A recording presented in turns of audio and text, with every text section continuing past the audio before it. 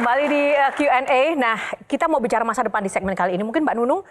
Kalau di Indonesia sekarang film lagi gila-gilaan ya. Kalau di mana di Amerika ada Hollywood, kalau di India ada Bollywood.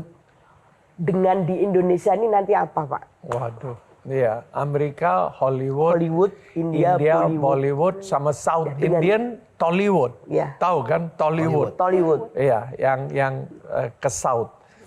Kalau Indonesia ya sudah waktunya ya kita sama-sama bisa cari sesuatu yang bisa jadi jagoan. Branding kita kan masih belum ke dunia. Jadi misinya ke dunia dulu, baru mungkin brandingnya bisa terjadi. Kenapa film kita secara global itu belum Karena cukup eksis? marketingnya belum.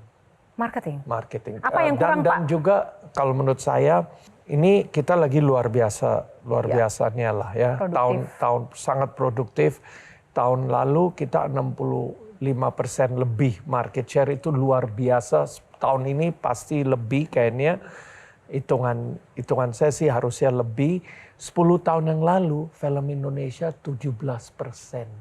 Film Hollywood yang 20 film yang dahsyat itu sampai 70-60%. Sekarang dia hanya 14%, kita yang balik. Jadi changing, dan film Indonesia tuh lebih dihargai ya, lebih dekat. Jadi menurut saya ini good sign kalau kita sebelum mau jadi wood istilahnya harus bisa branding keluar dulu.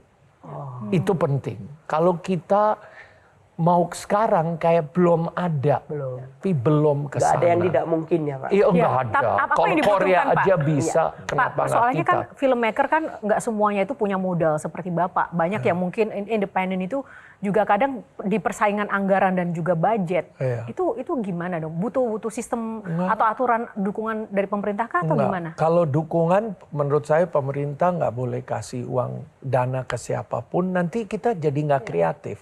Kasih dukungan promosi, itu boleh.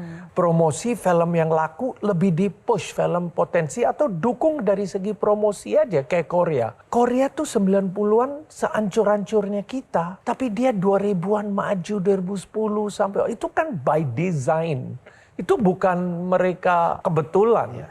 Memang by design jadi pinter. Dan menurut saya SDM kita, produk kita tuh lumayan oke untuk bersaing.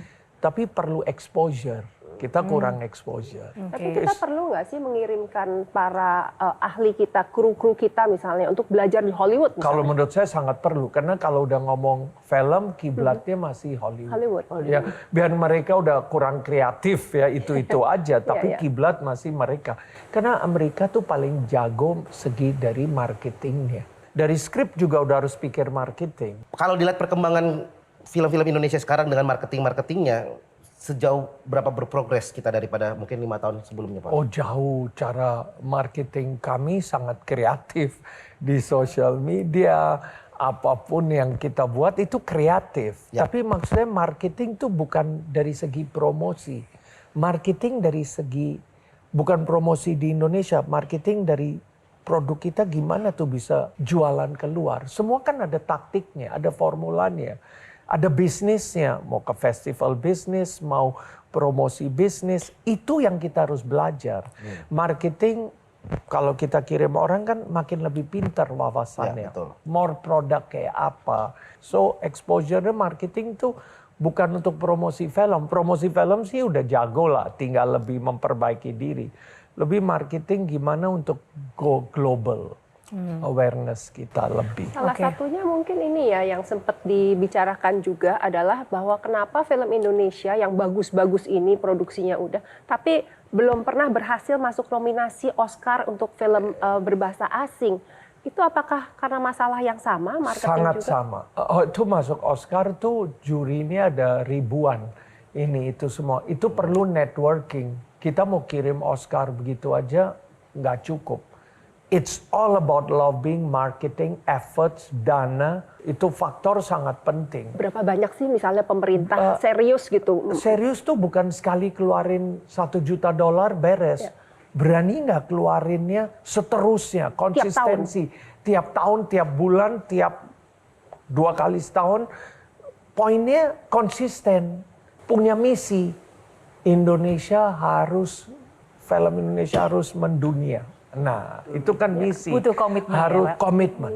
Itu business plan yang kayak kita lagi bangun ekosistem yang nggak bisa berhenti tengah jalan, percuma. Film bisa mempengaruhi budaya, tourism, bisa membantu ekosistem pemerintah.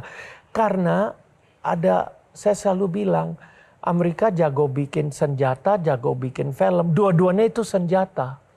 Jadi pemerintah harus manfaatin film sebagai senjata ampuh yang positif. Manfaatin kita-kita semua secara positif. Itu membantu. Wow, cool. Menurut pandangan Pak Mano, film kita ini atau masa depan film kita ini 10 ke depan bagaimana? 10 tahun ke depan bagaimana? Kalau saya lihat gini ya, yang pasti orang kan ke bioskop semua bilang streaming ada, tapi kan orang ke bioskop untuk experience juga, jalan bersama pacarnya, temennya, ayahnya, siapa kayak anaknya, itu punya experience keluarga. Menurut saya experience itu sih nggak akan hilang. Kita sekarang ini mulai yang 10 terus produser-produser baru lagi di luar, perusahaan-perusahaan yang sekarang kan banyak film yang sore anomali yang bisa dapat 3 juta itu kan luar biasa.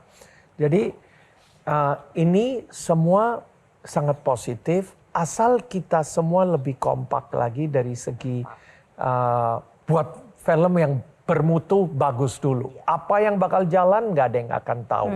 Tapi minimal kalau kita naikin kualitas kita, pasti kita akan nyampe tujuan 10 tahun itu.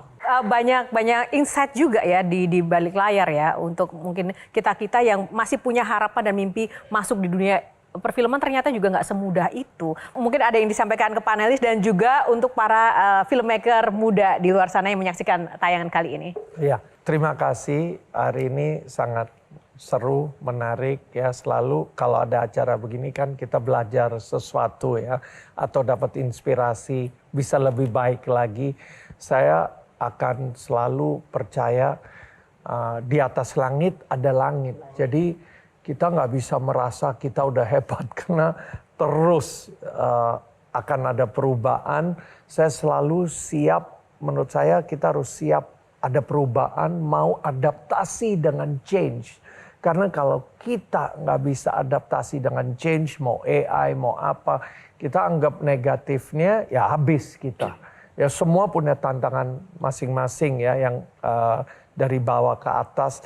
Tapi menurut saya selalu punya mental never give up. Kalau kapan kita jatuh, tinggal siap bangkit lagi.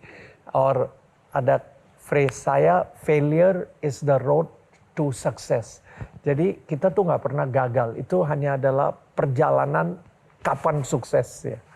Kalau nggak ada kegagalan, nggak mungkin ada kesukses. Tanpa kegagalan tidak mungkin ada kesuksesan. Sekali lagi luar biasa. Terima kasih Pak Manos, terima kasih juga panelis, terima kasih teman-teman, tepuk tangan buat kita semuanya. Dan pemirsa, demikianlah episode Q&A kali ini, semoga dapat memberikan inspirasi dan juga menambah pengetahuan baru bagi Anda yang menonton pada malam hari ini. Atas nama kru yang bertugas, saya Yohana Margarita undur diri dan kita akan jumpa lagi di episode Q&A selanjutnya karena setiap pertanyaan selalu ada jawaban. Sampai jumpa.